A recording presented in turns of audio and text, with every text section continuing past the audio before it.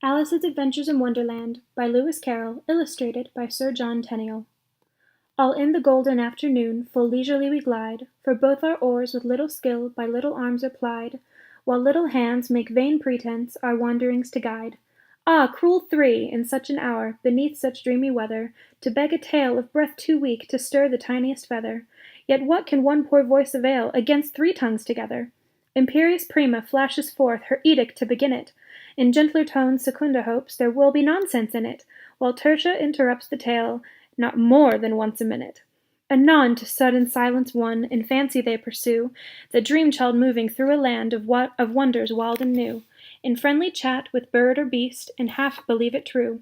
And ever, as the story drained the wells of fancy dry, and faintly strove that weary one to put the subject by, the rest next time, it is next time, the happy voices cry. Thus grew the land of Wonderland. Slowly, one by one, its quaint events were hammered out, and now the tale is done. And home we steer a merry crew beneath the setting sun. Alice, a childish story take, and with a gentle hand lay it where the childhood dreams are twined in memory's mystic band, like pilgrims' withered wreath of flowers plucked in a far-off land.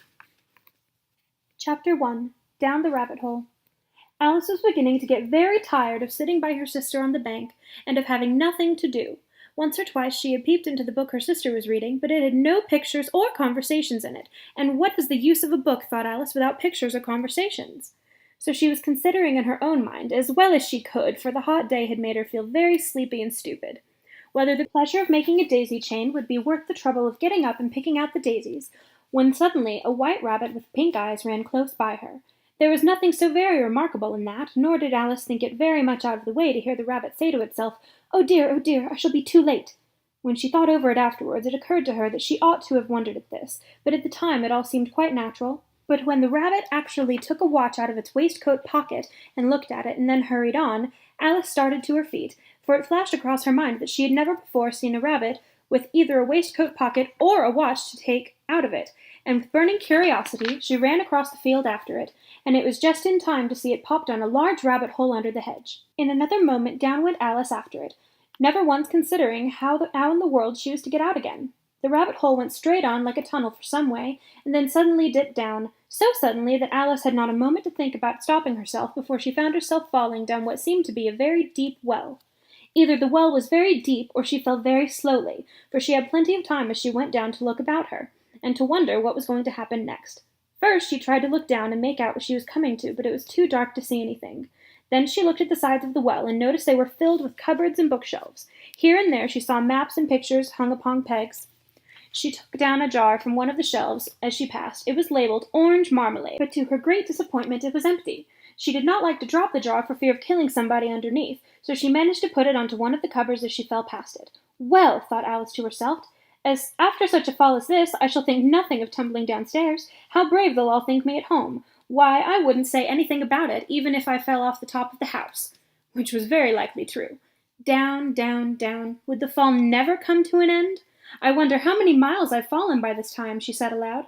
I must be getting somewhere near the center of the earth. Let me see. That would be 4,000 miles down, I think. For you see, Alice had learnt several things of this sort in her lessons in the schoolroom, and though this was not a very good opportunity for showing off her knowledge, as there was no one to listen to her, still it was good practice to say it over. Yes, that's about the right distance, but then I wonder what latitude and longitude I've got it to. Alice had not the slightest idea what latitude was, or longitude either, but she thought they were rather grand, nice words to say. Presently she began again. I wonder if I shall fall right through the earth. How funny it'll seem to come out among the people that walk with their heads downwards.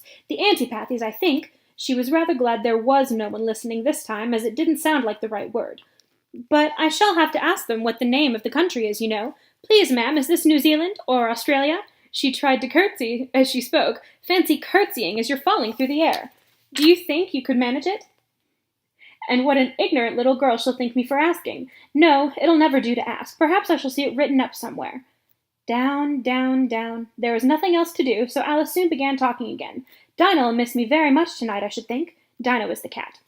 I hope they'll remember her saucer of milk at tea time. Dinah, my dear, I wish you were down here with me. There are no mice in the air, I'm afraid, but you might catch a bat, and that's so very like a mouse, you know. But do cats eat bats, I wonder? And here Alice began to get rather sleepy, and went on saying to herself in a dreamy sort of way, "Do cats eat bats? Do cats eat bats? And sometimes, do bats eat cats?" For you see, as she couldn't answer either question, and it didn't much matter which way she put it. She felt that she was dozing off, and she had just begun to dream that she was walking hand in hand with Dinah, and was saying to her very earnestly, "Now, Dinah, tell me the truth. Did you ever eat a bat?" When suddenly, thump, thump, down she came upon a heap of sticks and dry leaves, and the fall was over. Alice was not a bit hurt, and she jumped up onto her feet in a moment. She looked up, but there was still dark all overhead, and before her was another long passage, and the White Rabbit was still in sight, hurrying down it. There was not a moment to be lost. Away went Alice like the wind, and it was just in time to hear it say as it turned a corner, "Oh, my ears and whiskers, how late it's getting!" She was close behind it when she turned the corner, but the rabbit was no longer to be seen. She found herself in a long, low hall which was lit up by a row of lamps hanging from the roof. There were doors all around the hall, but they all were locked, and when Alice had been all the way down one side and up the other, trying every door, she walked sadly down the middle, wondering how she was to ever get out again. Suddenly she came upon a little three-legged table, all made of solid glass. There was nothing on it but a tiny golden key, and Alice's first idea was that this might belong to one of the doors of the hall. But alas, either the locks were too large or the key was too small, but at any rate it would not open any of them.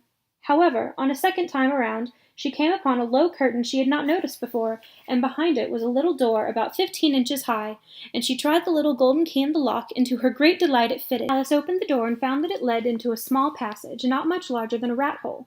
She knelt down and looked along the passage into the loveliest garden you ever saw.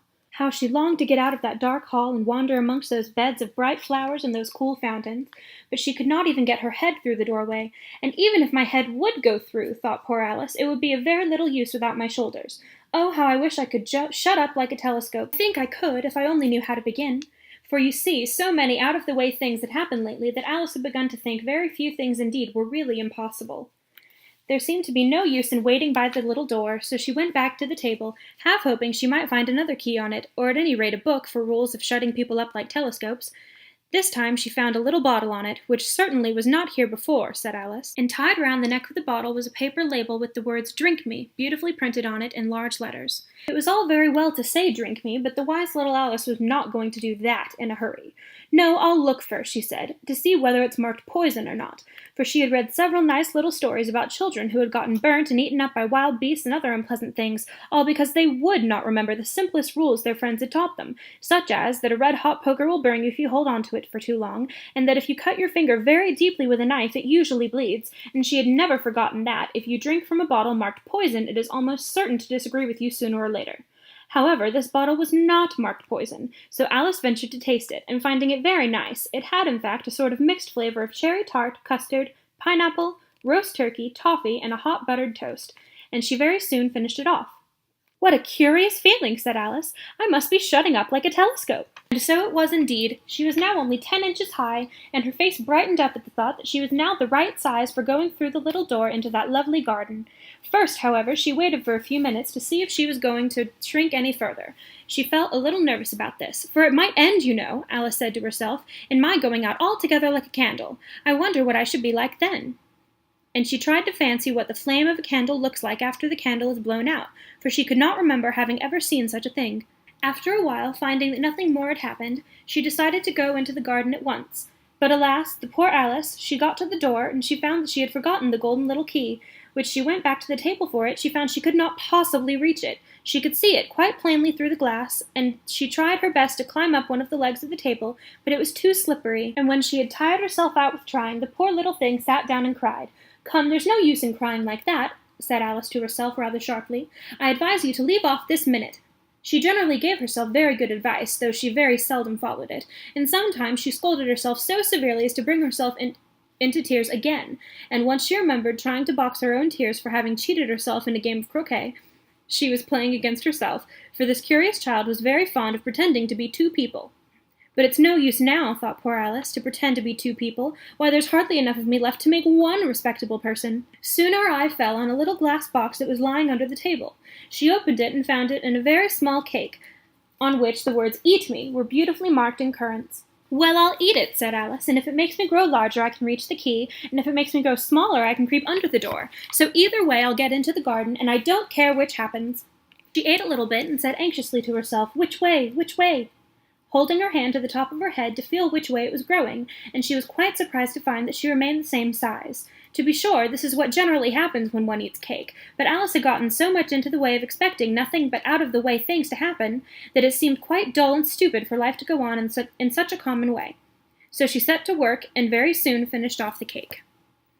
End of Chapter 1, and next time we'll come back with Chapter 2, The Pool of Tears.